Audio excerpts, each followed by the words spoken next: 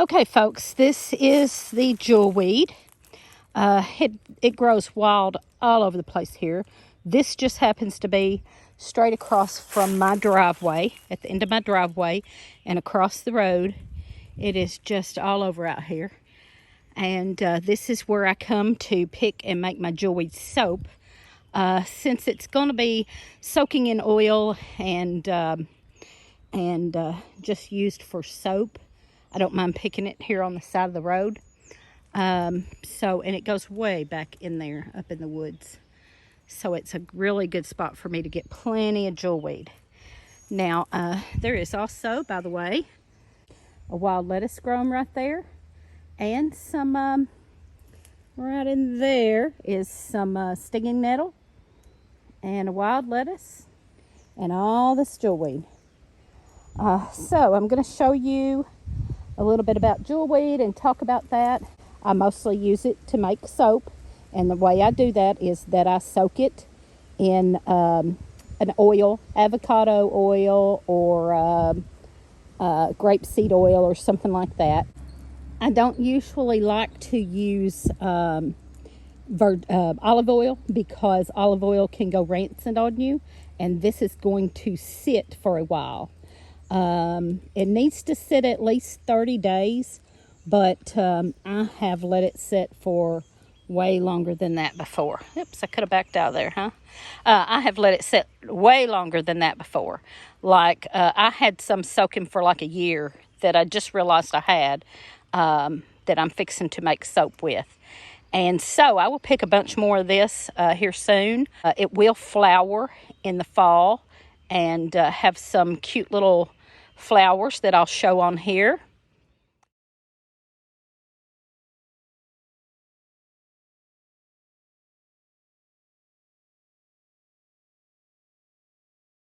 And those flowers will shoot out seeds.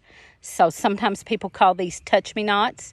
Okay, so we're going to go in close and get a good look at this. Pick one off. Now, as soon as this starts coming up in the spring, you can start using it. And you can get the juice out of that. Just roll that in your finger, and it gets juicy. And that juice you can rub right on your skin to help prevent poison ivy, poison oak, and all of that, poison sumac, all of the little poison itchy things, plus some. And so we'll talk more about that at the house. So there you go. That's what it looks like in the wild. That stem, see, the leaves are way up on the top, and that whole stem down through there is juicy, like that. It's hollow, but if you squish it, it's real juicy. And it's a hollow stem, but juicy as it can be. And all of that juice is wonderful, wonderful stuff. So there you go. Anywhere you find poison ivy and poison oak, you should be able to find jewelweed right there close, somewhere close. God gave us cures and remedies and food, and where there's something like poison ivy, there's a cure close by. Isn't that amazing that God worked that out? And what purpose for poison ivy, we don't know. But he gave us a cure for if you're allergic to it. So look at there. There's also some honeysuckle up in there. I need to do honeysuckle soon. There's all kinds of benefits to honeysuckle too. All right. Okay, this is how simple this is. I have some grapeseed oil there. I have some of the jewelweed and a jar. And I'm just going to chop some of that up. So here we go. And that stem and all, you can use as much of that stem as you want or as little. I like to use some of the stem. I don't like the great big stem because it's hollow, so you don't get as much maybe. But it's still juicy, the whole thing, like I showed you a minute ago. And I just cut these up in little pieces. Fill that jar.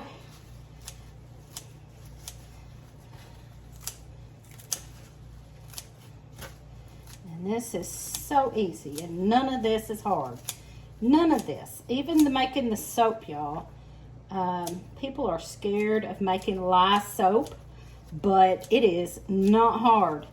You could even probably do this with the other soap, with maybe with making it from a cold pressed soap that you melt, and you could put some of this in it.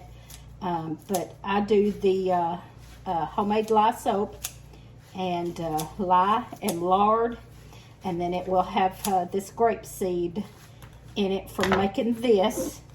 All right, so we're gonna fill that jar.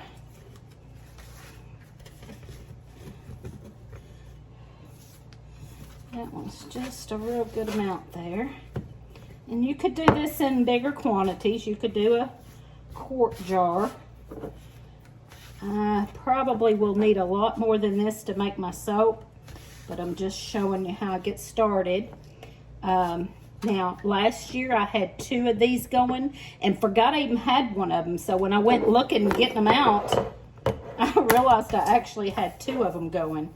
And I ended up with 1.5 pints of the oil, which is a lot. I can make a big batch from that. So, there you go. Now that's down in there. I could add more. But for this, I'm just going to go ahead, do what I got. I may add more after a while to fill that up. Okay, and you just want to get that oil up above that plant there. It's bubbling down in there. I will just have a little plastic knife to get the bubbles out and stomp that down in there good to make sure that that oil covers that good. You don't want any of that plant sticking out. So, I'm going to put a weight on top of that. All right. Now, you could definitely use a cheaper oil if you want to. This grapeseed oil is not cheap, and avocado oil is not cheap. But that's what I use because I let it sit for a long time. And the you could use a liquid coconut oil. Okay, and I have a rock. I have some pucks, but they're being used right now, so a clean rock will work. And I just lay that on top of there so it kind of keeps that material, that plant down in there good. And I will cover that with cheesecloth. I believe you could cap it. I always use cheesecloth. That's just what I do. You could probably cap it loosely. Like I said, I put cheesecloth on it. And I would let that sit for at least 30 days. I've been known to leave mine a year, and that's fine. And then you'll strain that out, and you will have a good jewelweed oil that you can use in soaps, lotions, whatever you want to make. All right, there you go. So a little bit about the jewelweed is it is in the impatient family. The flowers and seed pods are edible. However, the flowers are don't have any taste. They're pretty in a salad, but they don't have any flavor. So you could put the flowers in a salad if you wanted to for looks. No flavor. It is, they say, I've never tried them personally, but they say the seed pods you can eat and are good and taste like walnuts. I've never tried that, so I'm just telling you what I read. The only thing I have ever done with the jewelweed is this right here. Is rub it on in the woods. If I go out in the woods and I think I might get poison ivy, I will find some jewelweed and rub it on.